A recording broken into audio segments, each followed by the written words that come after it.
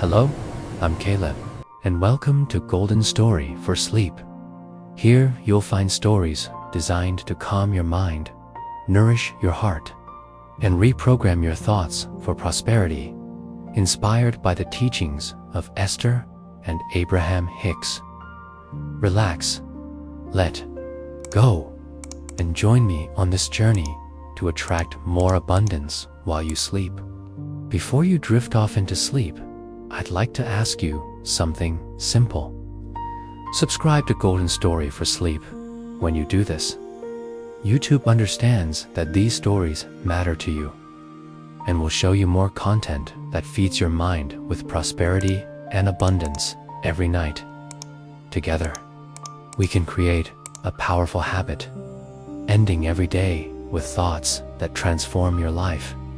I want to know from you, at what moment in this story did sleep begin to arrive? Leave a comment below sharing how your experience was while listening to this tale.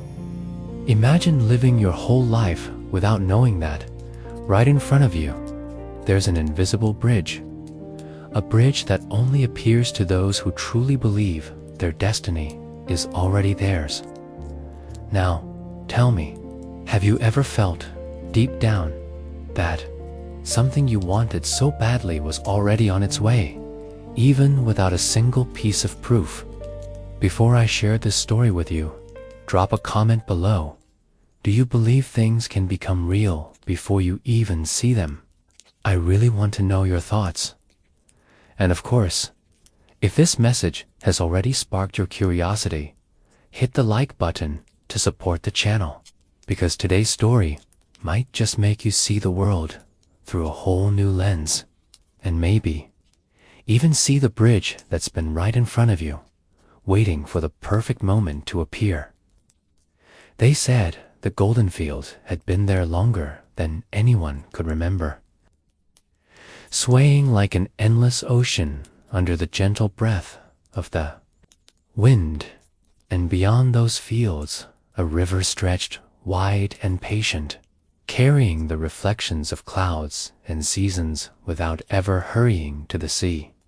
In that small village, stories traveled faster than the current, and one story in particular clung to the air like a faint perfume, the tale of a bridge no eyes could see. A bridge that linked one side of the river to the other without wood, without stone, without rope. It was said this bridge did not reveal itself to those who sought it with doubt in their bones. It appeared only for those who already felt the warmth of the other shore beneath their feet before taking a single step. Most laughed when it was mentioned, shaking their heads while they repaired nets or baked bread, dismissing it as a tale told to amuse children or to fill quiet evenings. Yet among them lived a young man named Elian, whose eyes carried a light that no jest could dim. He had heard the story from his grandmother when he was still small enough to fit on her lap, the scent of her chamomile tea lingering as she whispered that the bridge was real, that she herself had once placed a foot upon it in a dream and woken with the scent of wildflowers from the far bank clinging to her hair. From that day, the idea rooted itself deep within him, not as a wish, but as a certainty, something as natural as breathing. Elian was not a man of loud words. His belief was quiet, patient, the kind that hums in the background of a life, shaping every choice without demanding attention. While others saw the river as a boundary, he saw it as a meeting place of worlds, a place where the visible and invisible stood side by side. On mornings when the mist curled low over the water, he would linger by the shore, letting the air cool his skin, imagining his toes pressing into the invisible path that waited for him. He told no one of these moments, knowing that to speak them aloud might invite the noise of other people's disbelief. Yet Every act of his day became, in some way, a rehearsal for crossing. When he sowed seeds in the earth, he did it as if planting them in the soil of the far bank. When he mended the small fence around his garden, he did it as though preparing a home on the other side. There was a rhythm to his life, one that wove belief into the smallest gestures, until it was no longer belief, but knowing. The villagers thought his quietness meant he was a dreamer without ambition, but Elian knew dreams were not escapes, they were blueprints. He had seen the way people carried their disbelief like a heavy stone, dragging it into every step, and he had chosen to walk unburdened. Sometimes, when the sun dipped low and painted the fields with fire, he would close his eyes and feel the faintest pressure under his foot, as though the bridge had let him test a single plank before vanishing again. He never forced it. The bridge was not a trick to be summoned. It was an answer to a state of being. Seasons turned, the rivers swelled and shrank, and Elian's life unfolded with the same calm patience as the current. He listened more than he spoke, observed more than he acted, not out of passivity, but because he understood that the bridge responded to inner alignment, not outer haste. And somewhere deep in that understanding was the quiet joy of someone who already knew that one day, perhaps on a morning when mist and light braided themselves into something unearthly, he would take a step that would not end on familiar soil. He would not call it magic, for to him, magic was simply reality noticed at the right moment. And so he lived, not waiting for the bridge, but already living as if he had crossed it long ago. Elian had always known, deep within a place beyond thought and reason, that the bridge was not just an old tale, but a quiet truth waiting for the right heart to approach it. And so, when he finally decided to pursue it, he knew it could not be in the hesitant way most people tried. He would not go searching with eyes narrowed in doubt, scanning the horizon for something he did not truly believe existed. Instead, he would wake each morning as if the bridge had already been crossed, as if his feet already knew the feel of its boards, as if the air on the other side was already filling his lungs. It was not about finding the bridge anymore. It was about becoming the person who had already crossed it.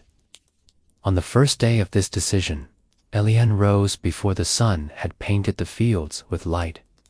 He opened his window to the cool dawn air, letting it rest on his skin like a quiet blessing. He stood still for a moment, listening, not for footsteps or voices, but for the subtle rhythm of the world waking up. The river whispered, far off, its sound steady and unhurried, as if reminding him that things move toward their own unfolding without being forced. He spoke no grand affirmations aloud, but his mind held a clear image. He was already on the far side, looking back across the river, smiling at the journey completed. He washed his face slowly, feeling the water as if it carried the scent of that other side. Every gesture that morning was done with the care of someone who knew they were living in the middle of their answered wish. When he dressed, he chose clothes not for the work of the day, but for the walk he imagined taking from the far bank back toward the village, greeting people as someone who had already returned with the proof of what they had doubted. He sat too, ate a simple meal bread, a small cup of tea, and took each bite as if he were tasting the first breakfast in a new life. It was not pretend, and it was not a performance for anyone else to see. It was the steady rehearsal of a reality that had already settled inside him. That day, instead of heading directly to the usual paths by the river where curious seekers sometimes went, Elian wandered to places that felt aligned with who he was becoming. He walked the edges of the fields, noticing how the golden wheat leaned toward the morning light, how the earth beneath it was dark and rich, how the air itself seemed to hum with an invisible readiness. He stopped to help a neighbor lift a fallen basket, not rushing, not distracted, but present, because on the other side of the bridge, he imagined time was never something to be chased, only something to be shared. As the hours passed, Elian began to notice subtle changes in himself. It wasn't that the world around him had shifted yet. The fields, the river, the people were all the same. But he felt taller inside, as if standing in a room with higher ceilings. His thoughts flowed more gently, no longer circling the question of when or how the bridge might appear. He realized that the decision he had made that morning was not an action with a finish line. It was a state of being. By nightfall, as he lay in bed, he imagined the soft creak of wooden planks under his feet and the faint glow of lanterns ahead. He did not picture himself stepping onto the bridge. Instead, he imagined stepping off it, as if the crossing had already been done, and the reward was the calm certainty in his chest. Days turned into weeks, and Elian kept to this quiet discipline. Every morning began with the same stillness, the same subtle choice to move, as if the other side was already home. He learned to hear the world differently, the sigh of the wind through the tall grass, the gentle lap of water against the riverbank, the distant laughter of children playing each sound a reminder that the invisible was no less real than the visible. He adjusted the way he worked, no longer driven by the need to prove or to rush, but by the ease of someone who trusts the outcome. Sometimes, when he passed through the village square, he would feel the curious glances of those who had heard of his intent. They would ask no direct questions, but he could see it in their eyes. They were waiting to see him fail or return unchanged. He greeted them with the quiet warmth of someone who owed no explanations. At night, he would sit by the small fire in his home and look into the flames, feeling as if they were messengers from the far shore. Their dance and crackle speaking in a language older than words. He began to notice more signs, not the kind that shouted their meaning, but the kind that asked you to lean closer to life to understand them.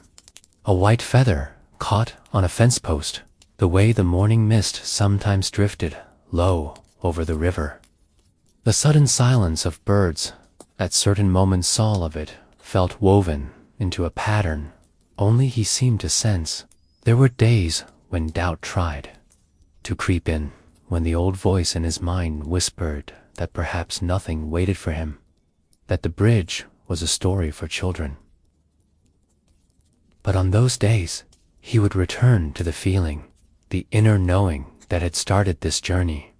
He would close his eyes and picture his hands resting on the wooden rail, feel the boards beneath his soles, smell the faint sweetness of flowers he had never yet seen. And then, without forcing it, he would let the image go and return to the present moment, because he had learned that clinging was just another form of disbelief. It was in the release, in the gentle holding of certainty without demand, that the path revealed itself. And so, the decision of Elian was renewed every morning and carried quietly through every night. It was not about making the bridge appear. It was about letting himself become someone who belonged where the bridge led. From the moment Elian chose to live, as if he had already crossed the bridge, the rhythm of his life began to shift in ways so subtle that others barely noticed. but he felt them in every breath he took. He rose before the sun painted the fields with gold, letting the silence of dawn seep into his skin like a quiet blessing. And as he moved through the dim light of his small home, he imagined his steps echoing on the other side, on the ground he had not yet touched, but already claimed. His mornings became rituals of gentle certainty hands, resting over his chest as he whispered words of gratitude for things unseen, yet deeply felt. Eyes half closed, as if watching the bridge itself shimmer faintly in the distance. Invisible to the world, but visible in the theater of his mind. He walked to the river not to look for the bridge, but to feel the air on his face, as if the crossing had already been made. Each inhale a reminder that the world around him was shifting to match his inner knowing. Villagers saw him smile at nothing and shook their heads, certain he was lost in fantasy. But Elian knew that reality had to be shaped from within before it could be grasped without. And so he let their doubt wash over him like water over stone, unchanging his course. He began to act in small ways that mirrored the life he believed awaited him. Across the river, straightening his posture as if carrying new responsibilities. Choosing his words carefully, as if speaking to those who respected him. Tending to his work with the quiet pride of someone who knew that abundance was a natural state, not a prize to be earned. Every task, no matter how small, became a piece of the bridge. Each movement of his hands, a plank laid in the invisible structure, between worlds. And in the evenings, as the sun descended and painted the horizon with fire, he would sit by the water and feel the cool wind against his face, picturing himself looking back from the far shore, smiling at the boy who had once stood here in faith. Alone, doubts would occasionally rise like dark clouds, whispers in his mind suggesting he was foolish to believe. But he met them not with argument, but with stillness, allowing them to pass without taking root, for he understood now that the bridge was not built by force or impatience, but by the steady weight of unwavering belief. Days bled into weeks, and the world outside remained unchanged to most eyes. But inside, Elian, the crossing was already made, and he moved through his life as though every footstep was one. Step further onto the boards of a bridge only his heart could see as the days unfolded. Elian began to notice that the world seemed to arrange itself differently when he moved with certainty instead of doubt. The same path along the riverbank revealed details he had never truly seen before. The bend where the willow trees dipped. Their branches into the water seemed to lean toward him, as if greeting an old friend. The stones beneath his feet seemed warmer, as though they recognized the weight of someone who already belonged to the other side. There was a quiet rhythm to everything, and he felt himself becoming part of it, not as an intruder, but as a note in a song that had been playing long before he arrived. And yet, somehow, it was a song that now matched his own breath.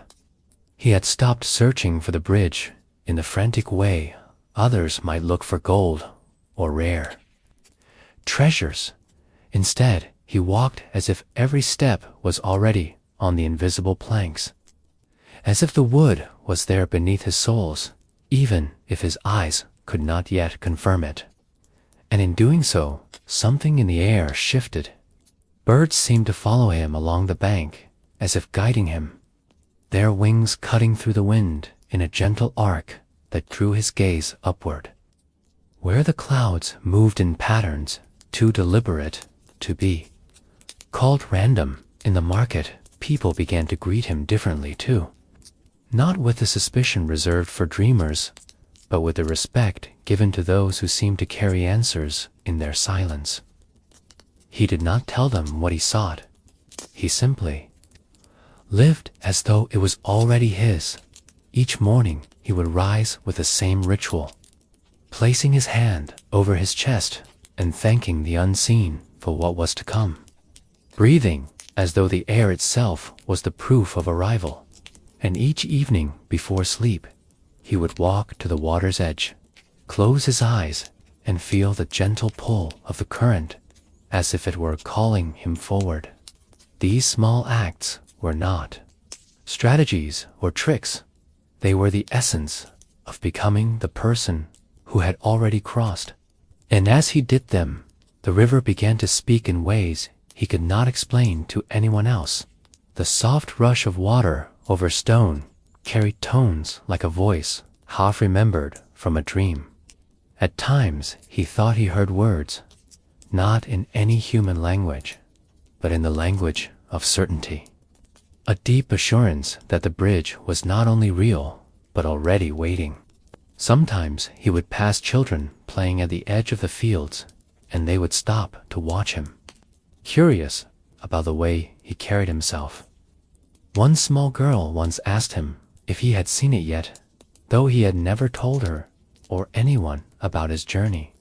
He smiled and said, "I'm already there," and she nodded, as if she understood. Perhaps she did. Perhaps children still remembered the truths that adults worked so hard to forget. One evening, as the sun dipped low and the world turned gold, Elian noticed a change in the river's surface, a shimmer that ran not with the current, but across it, like light bending over something. Sala just below. He didn't step forward then. He only smiled, recognizing the feeling in his chest that told him it was close, closer than it had ever been. He continued his days in the same steady rhythm, never rushing, never pleading, simply living the way one lives when the journey is already complete. The air grew softer in the mornings, the smell of the fields richer, and strangers began to ask him for guidance without even knowing why. They seemed drawn to the calm that surrounded him, as if by being near him they might glimpse their own invisible bridges. One man asked him if he had ever been to the other side, and Elian replied, "I never left it," for in his mind and heart he truly hadn't. He began to notice the signs more frequently now, a leaf floating upstream against the current, the sound of laughter carried across the water with no visible source, the way his own shadow sometimes stretched farther than it should, reaching toward the far bank. At night, he would dream of standing on the middle of the bridge, feeling the solid planks underfoot while the river rolled far below. And when he woke, the sensation would linger in his body as if he had truly been there. The villagers continued their lives, as always, unaware that just beyond their sight, something miraculous was preparing to unfold. Elian didn't need them to believe. He understood now that belief was not something to be begged from others. It was a seed planted deep within, watered by action, warmed by gratitude, and sheltered by trust. Each day was another thread in the quiet tapestry he was weaving, a design only visible to those who knew how to look. And the more he lived in alignment with the truth of already being across, the more the world seemed to rearrange itself in his favor. One morning, he awoke before dawn to the sound of the river calling louder than before, not in urgency, but in invitation. He dressed without thought, walked to the bank, and stood there watching as the mist lifted, revealing a faint line over the water where the shimmer had been. He didn't step forward yet. He only smiled again, knowing that the bridge was not something he needed to chase. It would meet him when he was fully ready, when the final thread of doubt had dissolved, and until then, he would simply keep living as the man who had already crossed, for in truth, that was who he had become. Elian's feet touched the edge of the riverbank, and for a moment, the whole world seemed to hold its breath with him. The mist rolled gently over the water, carrying with it the cool scent of dawn and the whisper of something ancient. His chest rose slowly as he inhaled, and in that breath he felt the weight of every step that had brought him here. The mornings filled with gratitude, the days spent moving as though the bridge already existed beneath his feet, the nights when he closed his eyes and felt the air of the other side in his lungs. Now, it was no longer a distant vision or a stubborn hope. It was a state of being. He didn't just believe the bridge was there. He knew, not with logic, not with proof, but with the quiet, unshakable knowing that grows roots deep in the soul and cannot be pulled out by doubt. The river shimmered faintly in the soft light, and the villagers who had followed him from a distance stood silently, watching. Some expected him to turn back, to smile awkwardly and say it was all a mistake.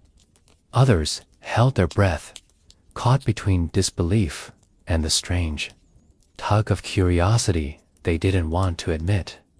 Elian took another step forward, his bare toes now brushing the water's edge. And then it happened. The air between him and the opposite bank began to hum. Almost imperceptibly at first, like the faint vibration of a plucked string. Light, bent slightly, as if the morning itself was folding in on a secret it had kept too long. A single plank of wood appeared, glowing faintly beneath the surface of the mist. It wasn't like any wood the villagers knew. It seemed alive, as if it had been waiting for his foot alone to touch it. Elian stepped onto it without hesitation, and the moment his weight rested fully, another plank appeared ahead, then another, and another. With each step, the bridge revealed itself, not all at once, but in perfect rhythm with his movement, as though it would only exist as long as he continued forward without doubt. Behind him, the murmurs of the crowd grew. Some gasped, some fell to their knees, and some turned away, unable to watch something that shattered the walls of their own disbelief. Elian kept walking, eyes fixed on the far shore. He could feel the subtle warmth rising from the bridge beneath his feet, the way it seemed to pulse gently with life. In the middle of the river, he paused, not because he doubted, but because the beauty of the moment pressed against him so fully he needed to absorb it. The mist curled upward, catching the light, and for an instant it looked as if he was suspended between two worlds, the one behind him that still demanded proof, and the one ahead that needed none.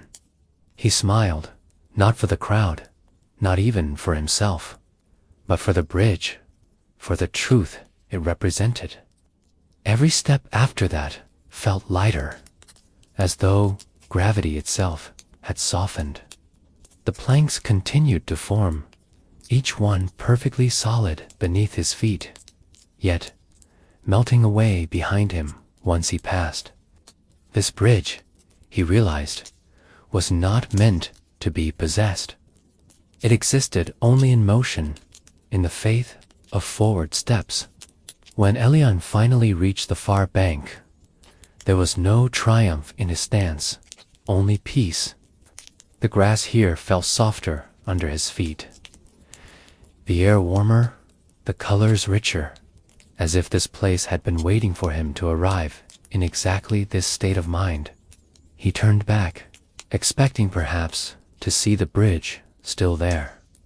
But the river was once again whole and unbroken, the mist lying low as though nothing had ever happened. The villagers on the other side stood frozen. Some would try to cross one day, now that they had seen. Others would dismiss it, claiming it was an illusion, a trick of light, or something alien had staged. But that no longer mattered. What mattered was the truth now etched into him. The bridge had always been there. The only question was whether one could see it. He breathed in deeply, letting the moment anchor itself in his soul. From that day forward, Elian's life changed. Not because he had reached the other side, but because he had become the kind of person who could. And if you've been with me through this story, maybe ask yourself, what is your bridge? Have you already started walking across it, even if you can't see the planks yet? Tell me in the comments. And if this story spoke to something inside you, like the hum of a bridge waiting to appear, tap the like button so more people can find their way to their own other side.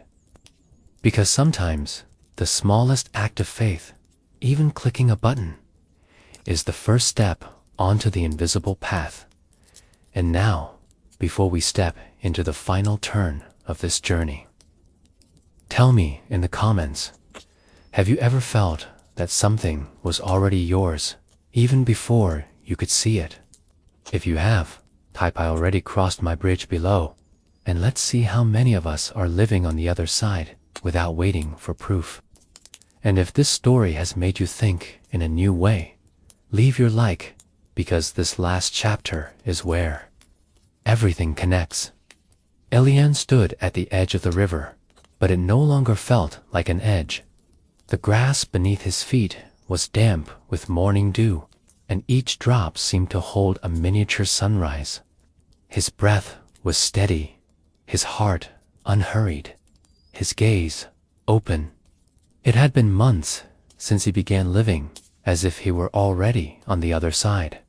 And in that time, something inside him had shifted so deeply that the river felt like an old friend rather than an obstacle.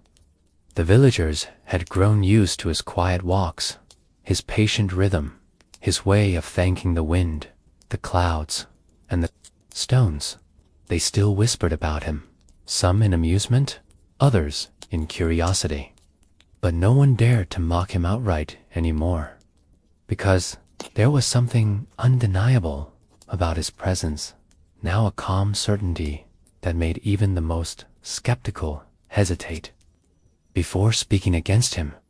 On that morning, he woke before dawn, as always, wrapped himself in the silence that comes just before light, and walked to the river without hurry. He felt no anticipation, no nervous energy, only a deep knowing that wherever his feet landed today, he was already whole. When he reached the familiar spot, the mist was so thick it blurred the far bank entirely. He stood still, eyes half closed, listening to the soft hum of the water. And then, as naturally as the sun rising, the mist began to thin. Shapes emerged, delicate and shimmering, arching upward from the water's surface. At first, it was nothing more than a suggestion, a change in the air, a pattern in the ripples. But with each breath, the outline became clearer. A bridge made of light so soft it seemed woven from the very belief in his chest, extended before him. There was no fanfare, no sudden rush of magic, no dramatic flash. It was simply there, as though it had always been waiting, as though it had always been part of the river. And he was only now seeing it because he had become someone who could. Elin stepped forward, his foot touching the first beam of light. It held him, solid and gentle at the same time. He walked slowly, each step a conversation between his soul and the space around him.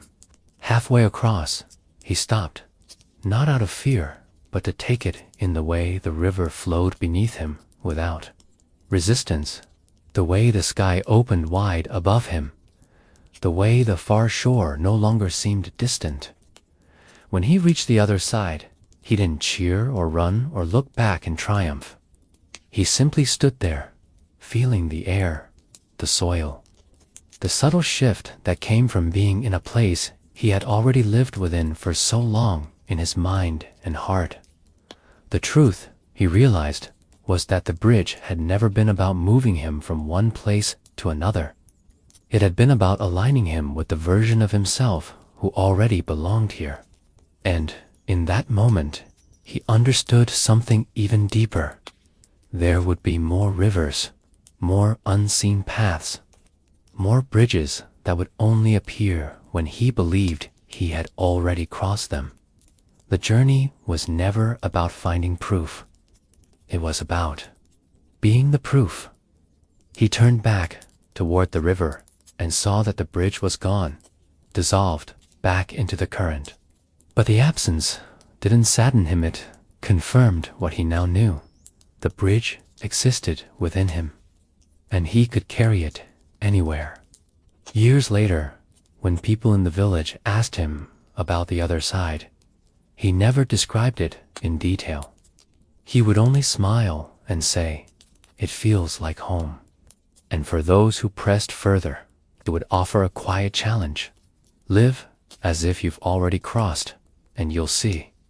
Many dismissed his words, but a few just a few began walking to the river in the early mornings, feeling the dew under their feet, thanking the clouds, and learning to live in the quiet certainty that what they seek is already theirs.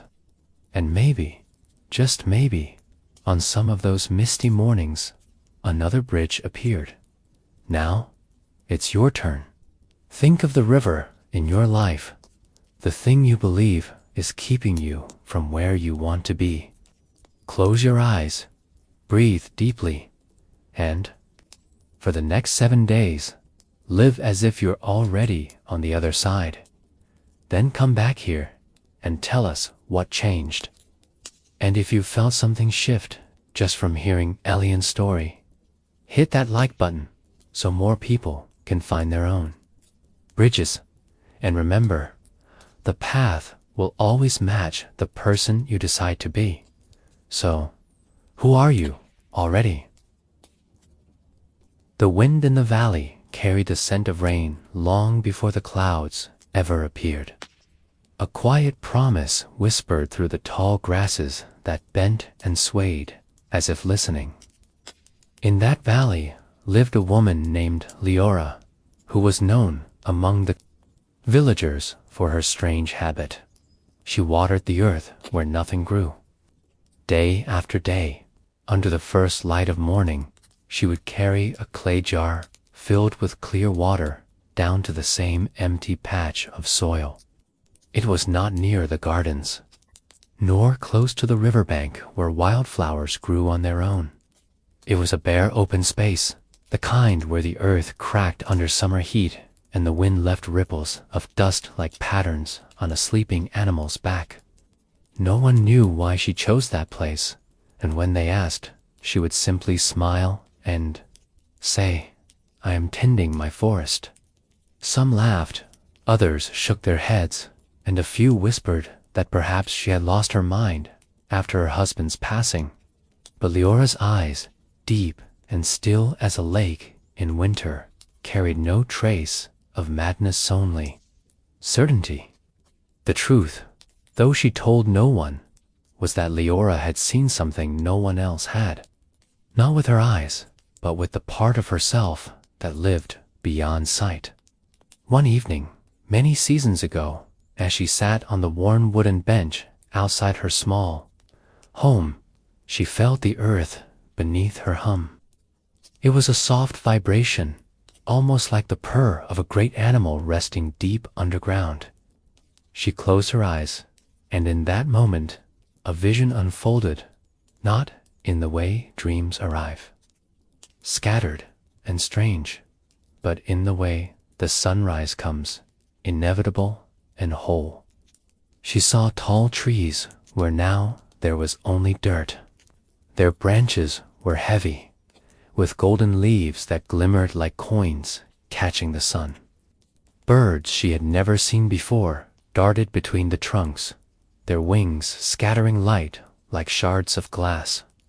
The air itself was thick with a sweetness she could almost taste. In the center of this vision, a great stone seat sat in the shade, as if waiting for her to rest there. The vision lasted only moments, but when she opened her eyes, the feeling of it remained not just as memory, but as certainty. She understood then that the forest was not a place she would find one day. It was a place that already existed, but only in the space where her belief could meet the world. And so she began her daily walk, carrying water for trees that did not yet grow in the eyes of others, but stood tall and strong in hers. The villagers would sometimes follow her with their gaze as she walked through the fields, her bare feet leaving faint prints in the dust.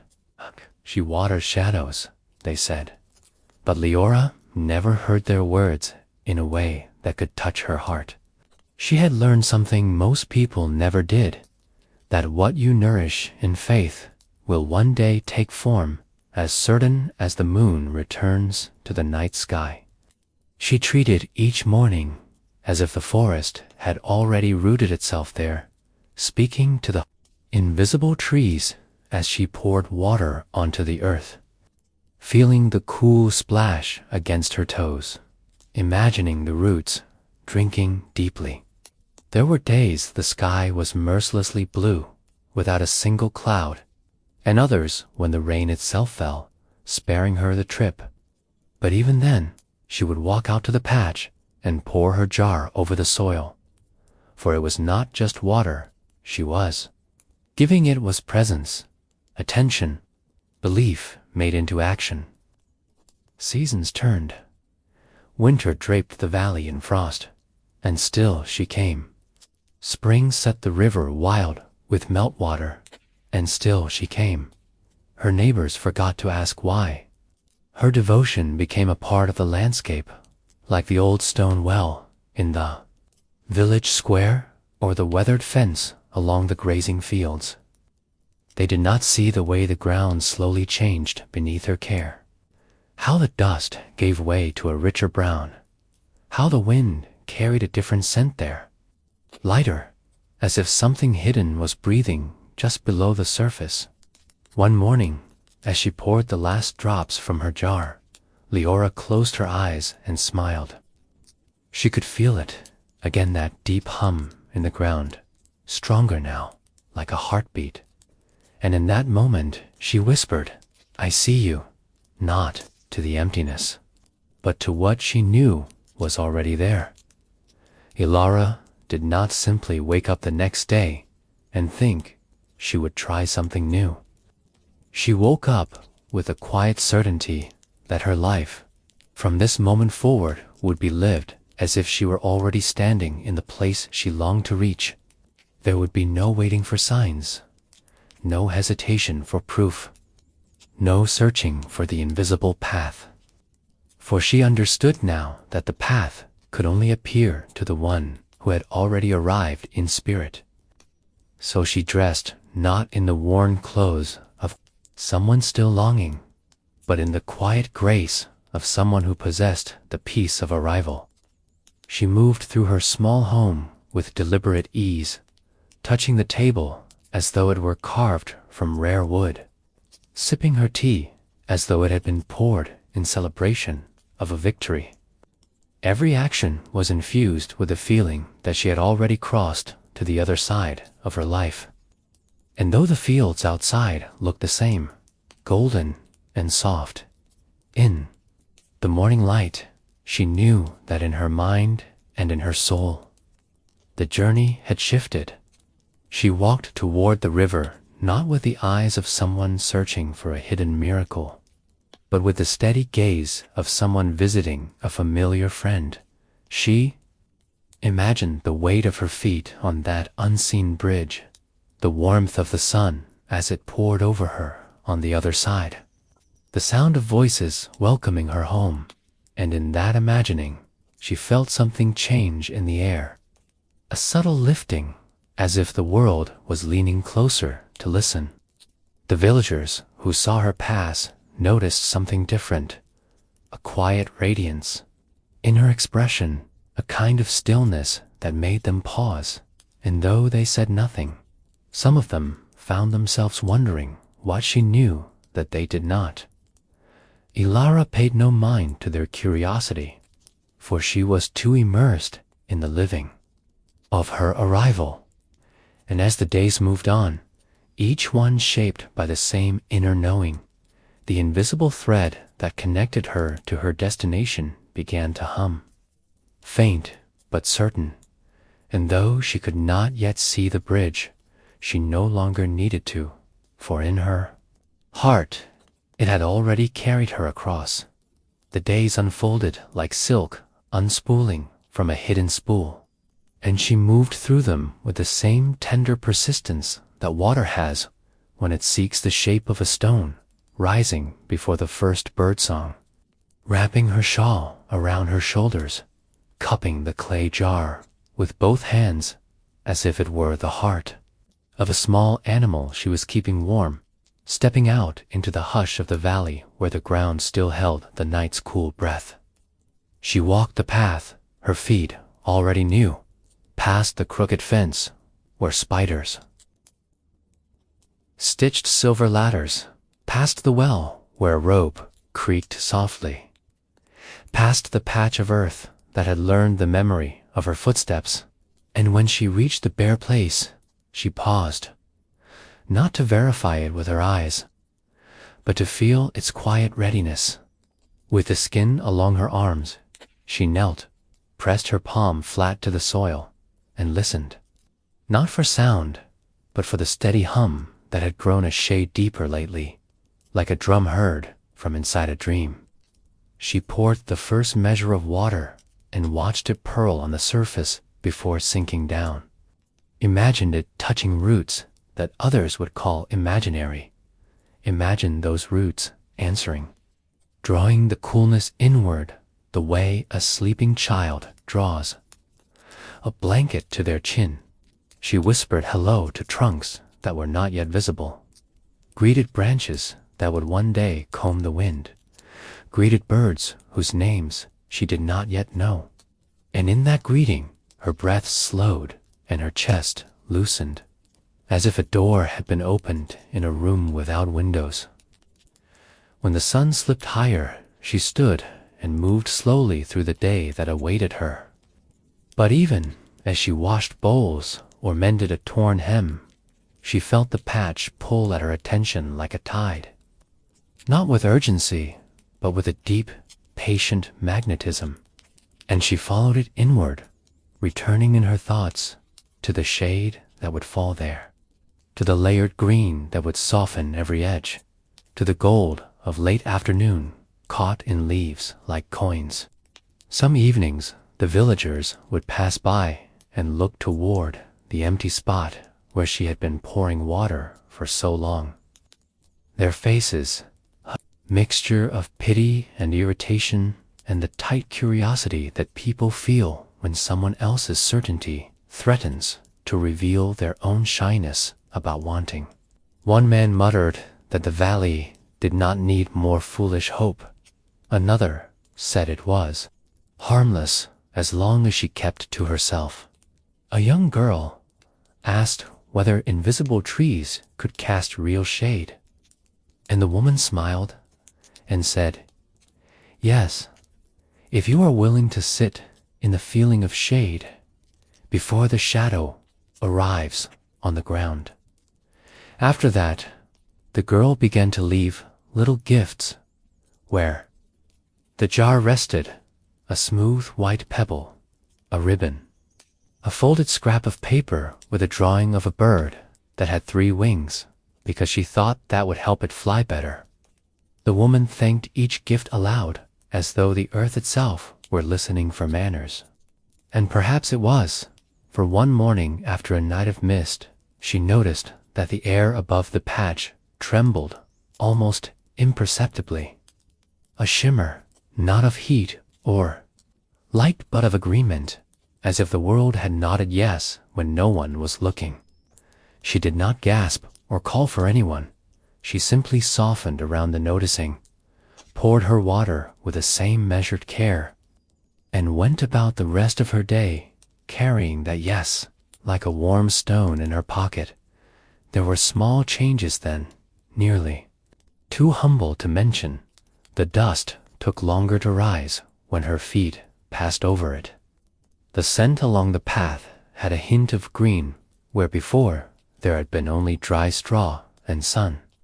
The ground gave a little under her heel the way bread gives when it is properly leavened and once bending close. She saw a thread thin shoot the color of fresh tea, lifting a fraction of an inch above the soil before withdrawing again when the wind pressed over it. She did not chase it with her eyes or try to coax it beyond its timing. She only said, "I see you," and returned at dusk to say, "I still see you." Nights lengthened and cooled, and she added a new ritual, placing her ear near the earth just long enough to hear the hush inside the hush, that layered quiet that a river makes when it decides to move beneath ice.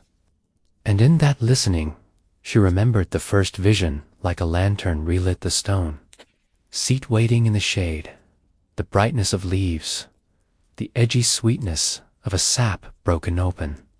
She allowed the memory to become the feeling of already sitting there, both hands around a cup that had not yet been poured. And as she held that feeling, the valley rearranged its posture around her. The horizon seemed a touch nearer, the sky a shade broader, and her work went easier because she was no longer working toward a forest, but from it. People asked less often what she was doing, and more often why she seemed so at peace. She said quietly that peace is what happens when you stop demanding. The seed to be a tree before you will love it, and let yourself love it while it is still only a soft idea in the dark. The girl with the three-winged bird began to sit beside her on some mornings, not speaking, only breathing in time with the woman's slow breaths. And sometimes the girl would point without pointing, with only the leaning of her gaze, and the woman would know that she had noticed it too, that faint quiver where the air hummed with the weight of an invisible canopy. One twilight, the wind came from the sea, bringing the taste of faraway rain and the smell of iron, and the woman felt the ground answer so clearly that she nearly swayed. So she steadied herself by holding the jar, not because she feared falling, but because she recognized that tipping sensation as the tilt a life makes right before it pours itself into a new shape. That night, she found it easy to sleep and even easier to wake. And when she returned at dawn, something had changed so gently it would have been easy to miss. The soil wore a nap like the skin of a peach, a softness that catches light. There was a pattern in the dew that resembled the delicate map of veins in a leaf. And at the center of that map, a point rose as small as the head of a sewing pin. It did not declare itself. It asked nothing. It simply existed where before there had been only her devotion. She folded to her knees without drama and placed both hands over her heart as if to keep it from rushing forward out of her chest.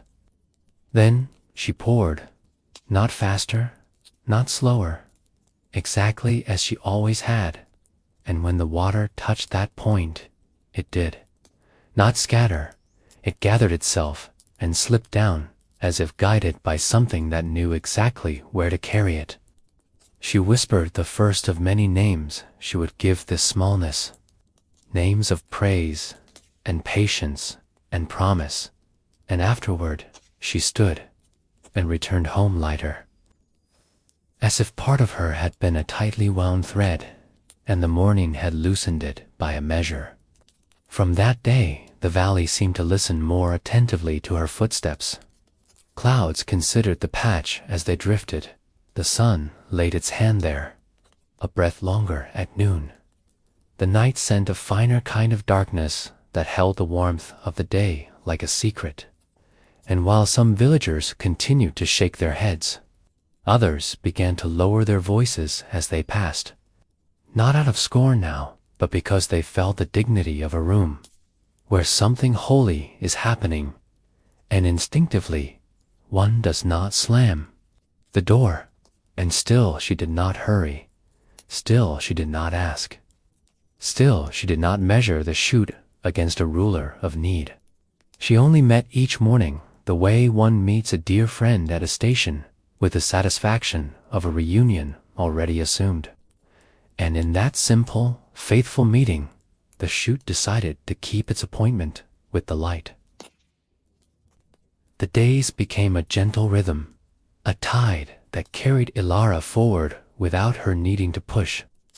She awoke before dawn each morning with the same quiet anticipation as a child who knows a gift waits for them, yet feels no rush to open it. She wrapped herself in her shawl, lifted the clay jar, and stepped into the cool embrace of the valley where mist clung to the ground in silver ribbons. Each step toward the patch of earth felt like tracing a circle in the air. Something repeated, yet deepened. And by the time she arrived, she felt as though the rest of the world had not yet stirred, and she alone stood in a listening hour between night and day. She knelt as always and placed her palm to the soil, not searching for proof, but affirming.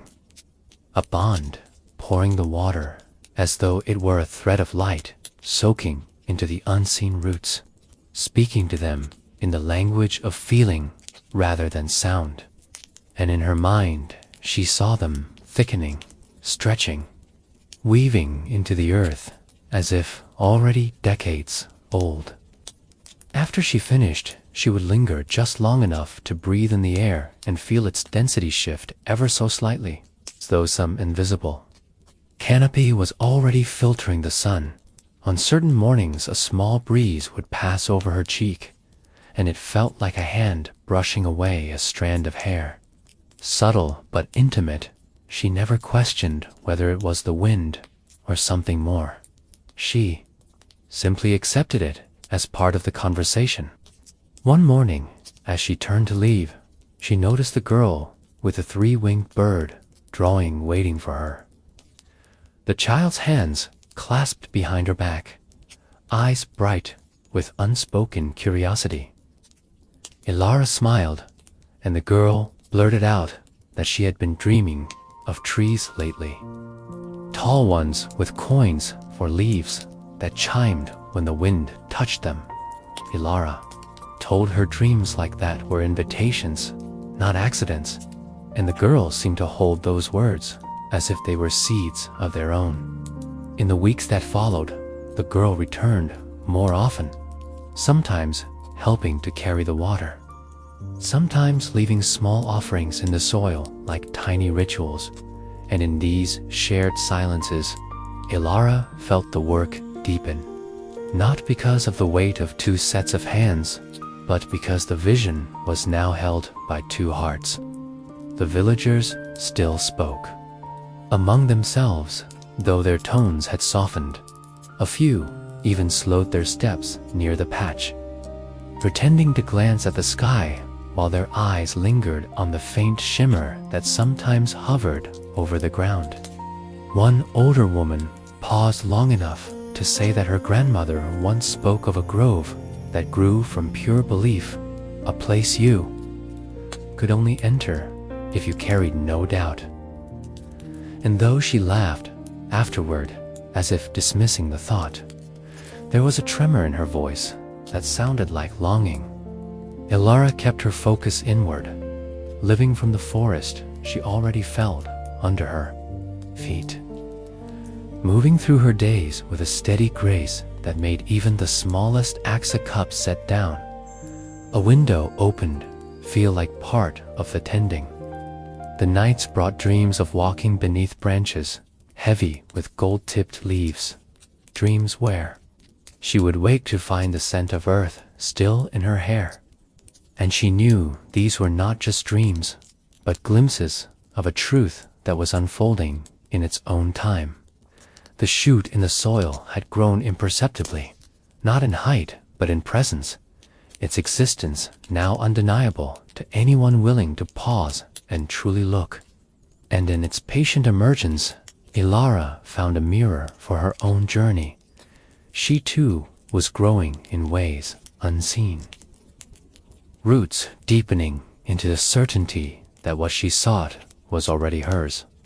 Each day's tending a quiet declaration that she needed no audience, no validation. Only the steady act of living in alignment with the world she wished to see, and in that alignment, the bridge between what was and what would be became so thin she sometimes forgot which side she was on. One evening, as the last edge of the sun slipped behind the hills and painted the valley in molten amber, Ilara lingered by the patch longer than usual, her jar empty, her hands resting on her knees. The air was still and thick with the scent of earth cooling under shadow, and she felt as though the ground itself was holding its breath. She leaned forward, fingertips brushing the soil, and in that quiet, she sensed something vast, yet intimate, like hearing the echo of her own heart from somewhere deep below. The shoot was no taller than before, but its presence had deepened into the kind of certainty you do not measure with sight. She closed her eyes and pictured the forest as fully grown, hearing the rustle of leaves like whispers of a language she half remembered, feeling the weight of shade wrap around her shoulders like a blessing. When she opened her eyes, the patch shimmered faintly, as if heat rose from it, though the air was cool. She did not tell anyone what she saw, not even the girl. Instead, she carried the vision home like a candle cupped in her palms, careful not to let it be blown out by the draft of another's doubt. The next morning, she returned before the mist had begun to lift. The jar, heavier than usual, in her hands, she poured the water slowly, watching each stream disappear into the earth. And as she did, she felt a strange pull in her chest, a sensation both grounding and lifting, as though some invisible thread connected her heart to the roots below. Days passed, and she noticed the valley changing in ways subtle enough to escape anyone not paying attention. The grass along the path grew thicker. Faint coolness lingered in the air, even under the noon sun. And sometimes a small bird would perch on a post nearby and sing a note that felt like it had been carried from the future. The villagers, too, seemed to walk differently past the patch now, their steps a little slower, their voices dropping without them realizing, and Ilara sensed that without words they had begun to feel what she felt. The promise that something unseen was quietly making its way into form.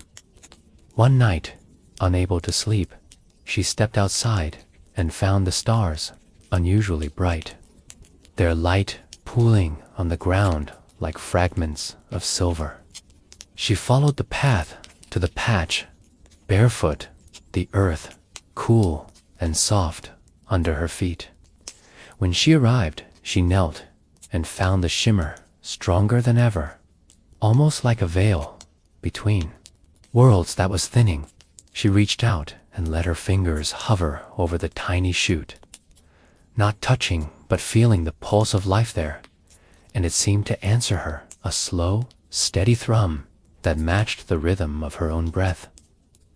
She whispered words she did not plan, words that felt older than her own voice, thanking the unseen. forest for trusting her enough to be its keeper. And as the wind stirred the hem of her dress, she knew with absolute clarity that she was not simply growing trees. She was growing the bridge between belief and reality. And with each day that she chose to show up, to pour water without demand, she was walking farther across that invisible bridge toward a world already waiting for her arrival. As the season began to turn and the days shortened, the valley took on a richer hue, the fields deepening into bronze and the air carrying the faint spice of autumn. Ilara noticed that the patch where she had poured her care for so long now seemed to gather light even on cloudy days. The girl still came often, sometimes with small treasures like a smooth stone or a feather to place at the base of the shoot.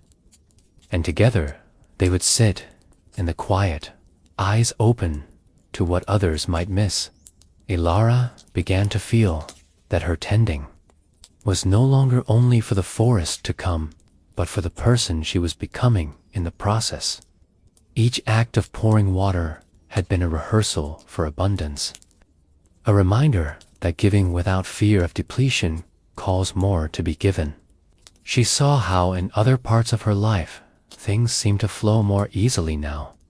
Neighbors offering help without being asked, opportunities arriving without her chasing them.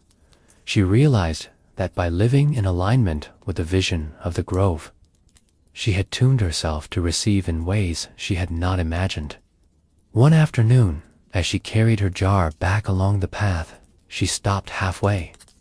Sensing something in the air, she turned and for the briefest moment thought she saw a faint arching of light across the ground between her and the patch. Not solid yet, but shimmering like the outline of a bridge. Her breath caught and she smiled, not with surprise, but with recognition. For she knew this was not the first appearance of the bridge, only the first her eyes had been ready to see. From that day, she noticed more small signs, subtle echoes that told her the unseen was drawing closer into form. A ripple on the river when no wind stirred, a flock of birds wheeling in perfect unison above the patch. The way her dreams had become richer and more vivid, filled with images of walking beneath gold-dappled branches while coins of sunlight fell into her hands. She understood now that prosperity was not something that waited on the far side of the bridge. It was the very bridge itself, woven from the steady threads of her thoughts, her feelings, her unwavering choice to live as though she already stood in the life she desired. Each day she crossed a little further, and each step felt less like movement and more like remembering where she had always belonged. Even the villagers had shifted, their voices warmer when they spoke to her, their glances toward the patch carrying something like quiet respect.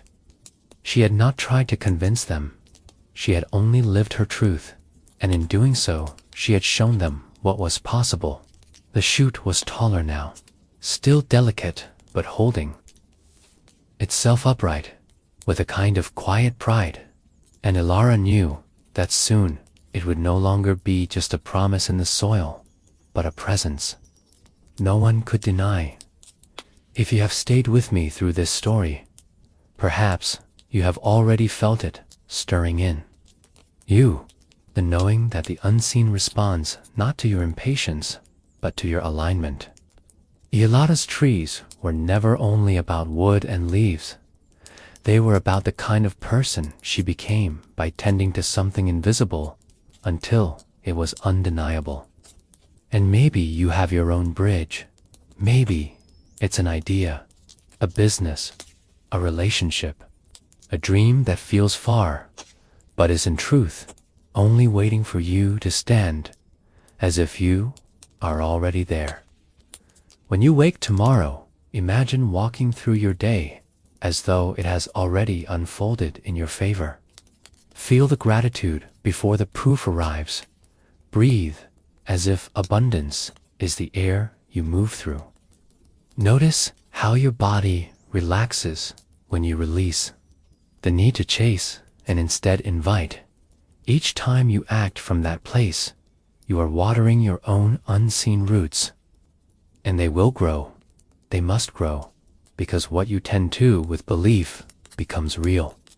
So I invite you now to see your life not as something you are building from the outside in, but as something blooming from within you, outward. Each thought, each feeling, each choice, a drop of water into the soil of your becoming. And as you live this way, you will find the bridge under your feet long before others see it. And when they do, they will think it appeared overnight, not knowing that you have been walking it for years. And now I ask you, are you still awake? If you are, leave a comment saying, I'm still here, so I know you are part of this journey. And if you are still with me, then let us not stop here. Because if you are ready, truly ready, I will tell you another story, one that will take you even deeper into this truth. So close your eyes if you wish, or keep them open and soft. Let your mind rest in the image of your own grove, your own bridge, your own abundance waiting to meet you. And together, in the quiet between words, we will step into the next chapter that has already been written for you. If you're still awake, stay here with us. Open our special playlist now and keep listening to more sleep stories for mental reprogramming and prosperity. Listen to one, then another, until sleep gently arrives and carries you into the night.